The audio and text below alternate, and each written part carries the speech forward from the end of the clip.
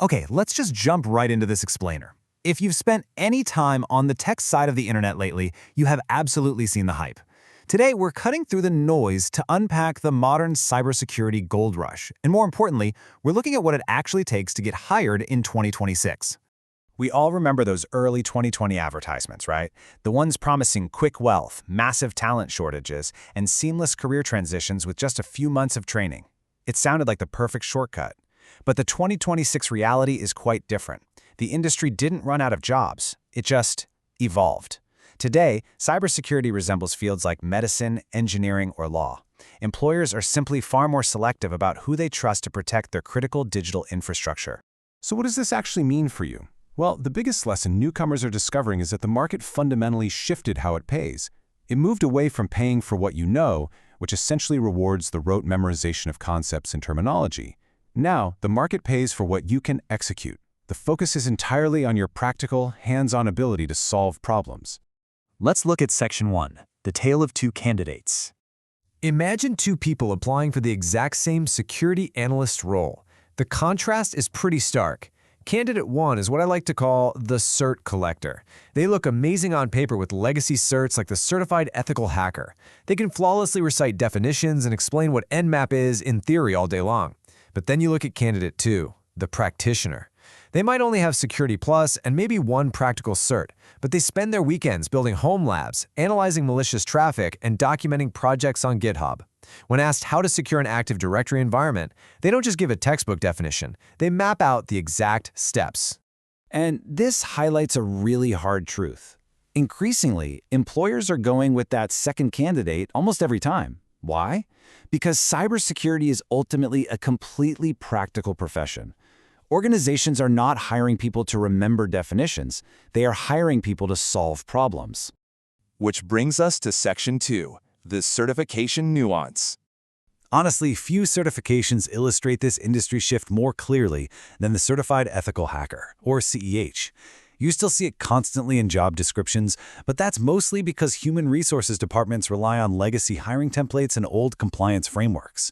It creates this strange mirage. But experienced penetration testers will tell you a very different story. The criticism isn't that the material is bad, it's that passing a multiple-choice exam absolutely does not prove you can compromise a network, pivot through systems, or write a professional penetration testing report. Because of this, as organizations get more sophisticated, they're placing a much greater value on practical credentials. Certifications like the EJPT, CPTS, and OSCP are really taking center stage now. These are hands-on exams that require candidates to actively demonstrate their technical abilities in simulated environments rather than just clicking the right option from a multiple-choice list. This brilliantly illustrates the industry's increasingly clear message to newcomers. Knowledge matters, but execution matters more. Theory is the prerequisite, but execution is the actual job. Let's move over to the defensive side in Section 3, the Security Operations Center reality. We see the exact same story unfolding here. So many aspiring analysts spend months memorizing threat detection theory and learning the terminology of a security operations center. They feel totally prepared. And then they attend an interview. And instead of theoretical questions, they are handed raw log files, never captures, or even simulated security incidents. Suddenly, definitions just fall apart under the pressure. The interviewer starts firing off highly practical demands. Can you identify malicious traffic here? Investigate this alert. Separate a false positive from a genuine attack, and crucially, explain your reasoning. If you've only ever read about this stuff, you are going to freeze up. This is exactly why hands-on platforms have become so incredibly vital. You have to repeatedly investigate realistic scenarios until the process becomes second nature. Reading about incident response teaches the concepts, sure, but performing incident response actually builds the capability. Let's unpack Section 4, Certifications Reconsidered, Security Plus, and CISSP. Let's start with Security Plus. Among all certifications, it occupies a really unique spot. Nobody considers it elite, and it isn't viewed as highly technical. Yet it remains deeply respected. Why? Because it provides a shared language. It covers the core basics of risk, access control, and cryptography. Essentially, it gives employers baseline confidence that you possess a foundational level of security literacy. In many organizations, Security Plus is the key that unlocks the door. But walking through that door, that requires actual skills. There's a common industry saying that captures this perfectly. Security Plus gets interviews, practical experience gets offers. Then we have the legendary heavyweight credentials like CISSP, CISM, and CISA. Beginners often mistakenly assume these executive-level certifications are a shortcut to a massive salary. But look at their design.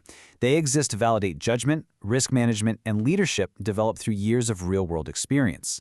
Attempting to skip the line directly to these without foundational technical experience raises immediate red flags for hiring managers. Which brings us to Section 5, the bootcamp bridge. Bootcamps are a heavily debated topic right now. The marketing suggests absolute beginners can transition into high-paying security jobs in just a few months. But for the complete beginner lacking underlying knowledge of networking and operating systems, the outcomes are often really disappointing. You simply cannot secure a network you don't understand. However, for an existing IT professional, like someone with prior systems administration or development experience, a bootcamp is a fantastic accelerator. They act as a bridge, and a bridge only works well when there is already solid ground on both sides. So let's map this out. In Section 6, the new cybersecurity roadmap.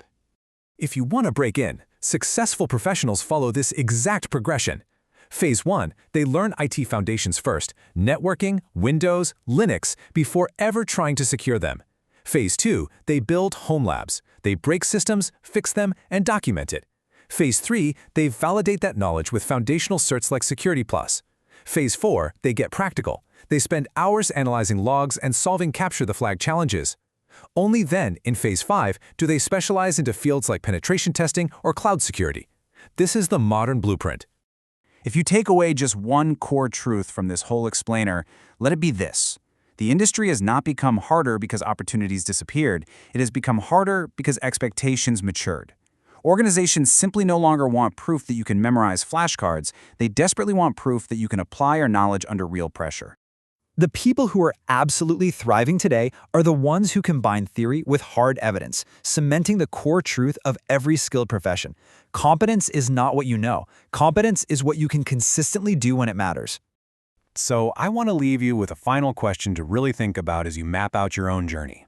Are you just building a collection of certificates, or are you actually building the capability to execute when an organization's network is on the line? Your honest answer to that is going to determine whether you're just chasing a mirage or building a lasting, successful cybersecurity career. Thanks for joining me on this explainer, and keep learning.